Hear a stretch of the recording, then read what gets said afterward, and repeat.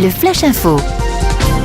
Et on commence par un appel à témoins lancé hier par la gendarmerie suite à l'accident mortel survenu à Montmartin-sur-Mer ce lundi 18 novembre.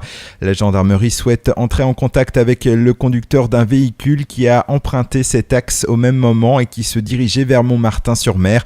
Pour tout renseignement, il vous faut contacter la brigade de Gavray. Justice, l'affaire Thierry Olive était de nouveau à l'ordre du jour hier devant le tribunal correctionnel de Coutances, mais elle a de nouveau été renvoyée au 12 février 2014. Le 28 août dernier, l'ex-candidat de l'émission L'amour est dans le pré avait été cité à comparaître pour une affaire de tromperie envers un autre agriculteur manchois. Visiblement, cette affaire est encore floue puisque le tribunal estime ne pas avoir tous les éléments pour la juger. Les fortes baisses des températures conjuguées à l'arrivée des précipitations ont engendré des chutes de neige et de grêle dans le bocage virois, rendant les routes particulièrement glissantes.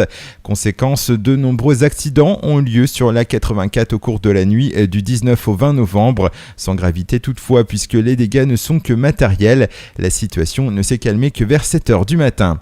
Et justement, la Manche est-elle prête à intervenir en cas de neige ? Un plan de viabilité hivernale sera mis en place par le Conseil général du 29 novembre au 24 février 2014. Il consiste à mobiliser un ensemble de moyens humains et matériels pour faire face aux intempéries et garantir de bonnes conditions de circulation. La collectivité peut mobiliser 350 agents sous forme de rotation, 30 camions équipés de lames et saleuses et 20 véhicules légers. 5808 tonnes de sel sont en stock pour le début de l'hiver. Et puis football, les matchs du 8e tour de la Coupe de France ont été dévoilés. L'AS Cherbourg en position de relégable en CFA devra s'attendre à un match très difficile face à Brest, descendu de Ligue 1 à la Ligue 2.